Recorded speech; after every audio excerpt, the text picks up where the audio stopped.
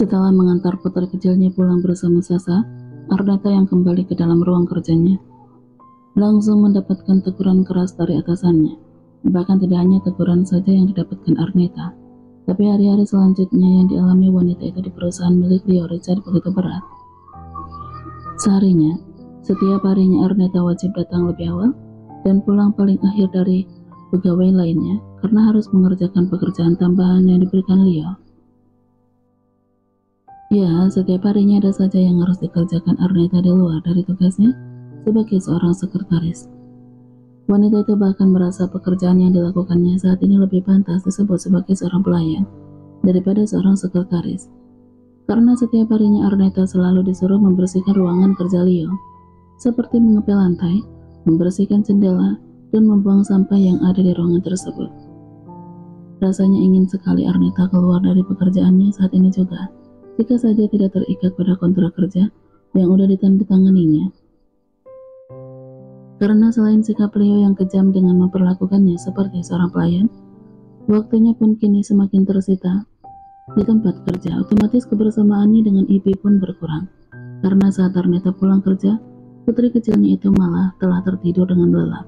Dan pagi-pagi sekali Arneta udah harus pergi tanpa bisa mengantar Ipi untuk berangkat ke sekolah. Jika kalian bertanya kenapa Ipi tidak datang saja ke kantor seperti biasanya untuk menemani Arneta bekerja, maka jawabannya karena Leo Richard sudah melarang seluruh karyawan membawa anaknya ke dalam lingkungan kerja mereka.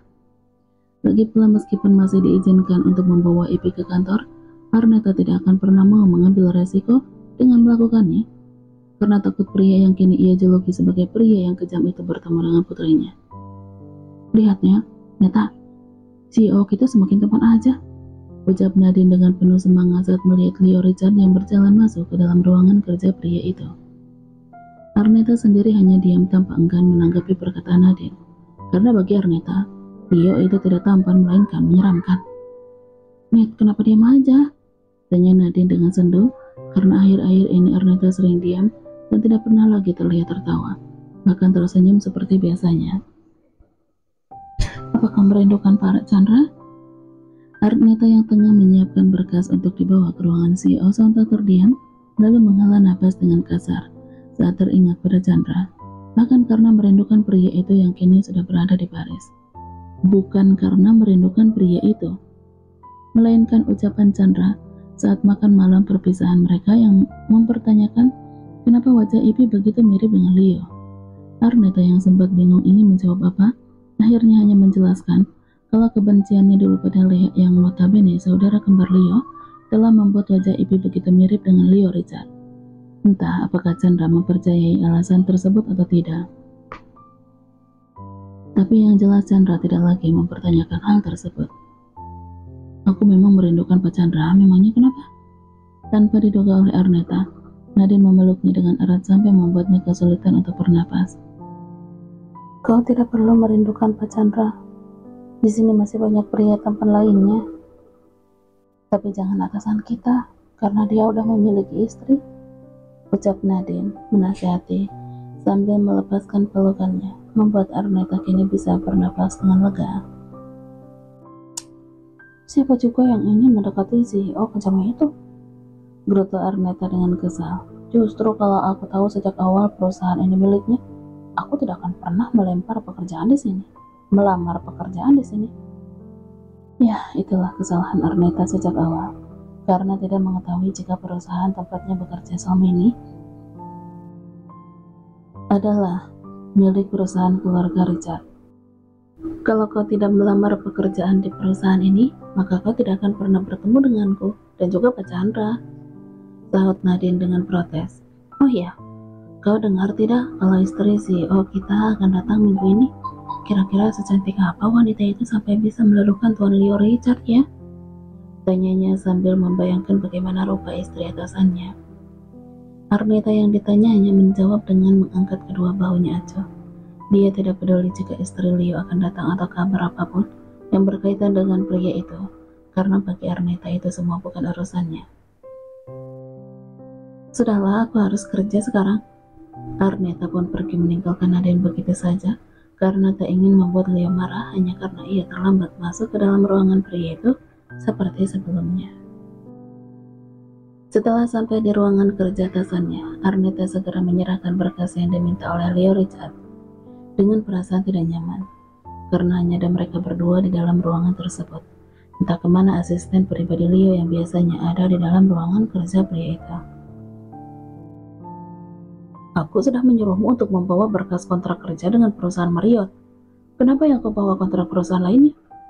Leo melempar berkas yang diberikan Arnetta tepat di wajah wanita itu hingga mengenai pipi Arnetta karena wanita tersebut sempat menolehkan wajah ke samping. Maaf tuan, Maaf, kau itu sebenarnya bisa kerja tidak? Sontak Leo dengan emosi. Apakah ahlianmu itu hanya bisa memuaskan para pria hidung belang di atas ranjang? Arnetta, yang sempat ketakutan kini mengepalkan kedua tangannya dengan penuh emosi. Sungguh rasa sakit pada pipinya tidak sesakit luka hati yang dirasakan Arnetta yang kembali dihina dan direndahkan oleh Leo, hingga membuat wanita itu mengurungkan niatnya untuk mengambil berkas yang terjatuh di atas lantai. Ya, Anda memang benar. Keahlianku hanya bisa memuaskan para pria hidung belang di atas ranjang. Salah satunya Anda. Brak. Leo memukul meja kerjanya dengan wajah yang mengeras penuh amarah, karena tidak terima disebut sebagai pria hidung belang. Dia pun berjalan menghampiri Arnetta, lalu mencengkram rahang wanita itu dengan kuat. Apa kau bilang? Kau salah satu pria hidung belang yang pernah aku puaskan, ucap Arnetta meskipun dengan terbata-bata karena rahangnya dicengkram hingga membuatnya kesulitan untuk berbicara. Benarkah? Tanya Leo dengan tersenyum sinis. Aku bahkan lupa rasanya seperti apa dipuaskan olehmu. Jadi tidak ada salahnya bukan kalau kau mengingatkan rasa itu? Dengan kasar Leo mendorong tubuh Arnetta ke atas sofa yang ada di dalam ruangannya, lalu menghimpit tubuh ramping tersebut setelah menekan tombol untuk mengunci pintu ruang kerjanya. Kali ini Leo akan memberikan pelajaran bagi Arnetta karena udah berani melawan, bahkan menyindirnya sebagai pria hidung belang. Leo juga ingin membuktikan jika perubahan wanita itu hanyalah palsu. Karena sekalinya wanita murahan maka akan tetap menjadi seorang murahan. Arnetta menahan Leo yang ingin mencium bibirnya. Arnetta meminta dengan sangat memohon, namun pria itu justru mencium bibirnya dengan paksa. Bahkan tangan Leo kini menjambah tubuhnya yang masih terbungkus pakaian. Arnetta memohon dengan panik saat pria itu menarik bawahan yang dikenakannya dengan paksa. Kenapa? Bukankah kau sangat menikmati jika disentuh oleh pria?